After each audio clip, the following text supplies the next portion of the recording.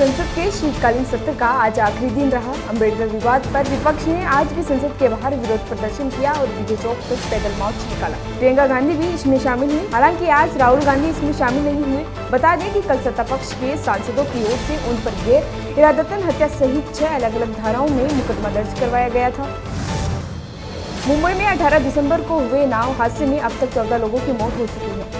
Gateway of India से एलिफेंटा जा रही पैसेंजर बोट से नेवी की स्पीड बोट टकरा गई थी, जिसके बाद पैसेंजर बोट डूब गई थी। इसे लेकर अब नेवी भी इंटरनल जांच कर रही है। पुलिस ने नौसेना से पूछा, स्पीड बोट के ट्रायल रन की इजाजत किसने दी। बिहार के सीएम नीतीश कुमार की अचानक तबीयत बिगड़ गई है। उन्हें सर्दी जुकाम और हल्का बुखार है। फिलहाल वो सीएम हाउस में रेस्ट कर रहे हैं। बिगड़ी तबीयत के कारण उनके आज के सारे कार्यक्रम रद्द कर दिए गए हैं। डॉक्टर की सलाह पर नीतीश कुमार ने कार्यक्रम को स्थगित कर दिया। अमेरिका के उपराष्ट्रीय सुरक्षा सलाहकार जॉन फाइनर ने गुरुवार को कहा कि पाकिस्तान के एडवांस मिसाइल प्रोग्राम यानी लंबी दूरी तक मार करने वाली बैलिस्टिक मिसाइलों के प्रोग्राम से अमेरिका को भी खतरा है। फाइनर ने बताया कि इससे उनके इरादों पर भी सवाल उठ रहे हैं। बता दें कि इसके साथ ही अमेरिका ने पाकिस्तान की 4 डिफेंस कंपनियों पर बैन भी लगा दिया है।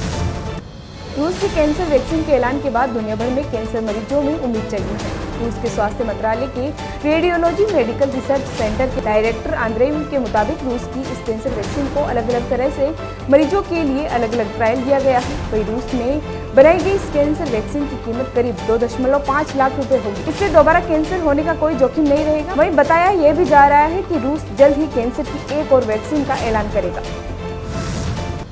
लोकसभा में दोनों घायल बीजेपी सांसदों की हालत पर संसदीय कार्य मंत्री किरेन ने कहा कि राहुल गांधी द्वारा धक्का दिए जाने से बीजेपी के दोनों सांसद घायल हो गए। वे अस्पताल में, उनकी हालत ज्यादा गंभीर नहीं है, उनकी हालत स्थिर है। हमारे सहयोगी ने उनसे मुलाकात की और हमारे सांसद उत्तेजित हैं। फिर भी हमने एनडीए सांसदों से बातचीत की है। वे उत्तेजित हैं, लेकिन सांसद होने के नाते हमें कोई धक्का मुक्की नहीं करनी चाहिए।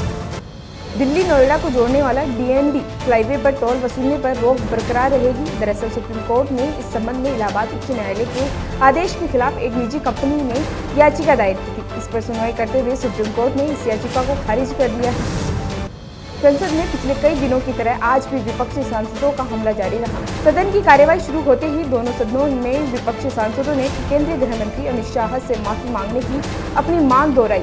ऐसे में लोकसभा की कार्यवाही को अनिश्चितकाल के लिए और राज्यसभा की कार्यवाही को दोपहर 12 बजे तक के लिए स्थगित कर दिया गया है। इसके बाद दोपहर 12 बजे सदन की कार्यवाही अनिश्चितकाल के लिए स्थगित कर दी गई है।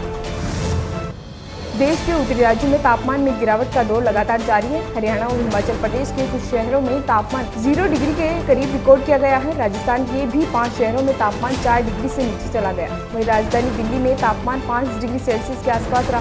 वहीं कड़ाके की ठंड के चलते लोग खुद को सर्दी से बचाने के लिए जतन करते नजर आए। प्रधानमंत्री नरेंद्र मोदी गुरुवार को दिल्ली में केंद्रीय मंत्री जॉर्ज कुरियन के आवास पर क्रिसमस समारोह में शामिल हुए। पीएम मोदी ने सेलिब्रेशन की तस्वीरें भी शेयर की हैं। समारोह में पहुंचते ही भाजपा सांसद केंद्रीय मंत्री कुरियन और उनकी पत्नी ने फूलों का गुलदस्ता देकर पीएम का स्वागत किया है। इसके बाद पीएम मोदी ने समारोह में बनाई गई झांकी में कैंडल भी जलाई और क्रिसमस के गीत भी गाए। साथ ही ईसाई समुदाय के प्रमुख सदस्यों से मुलाकात कर बातचीत भी की।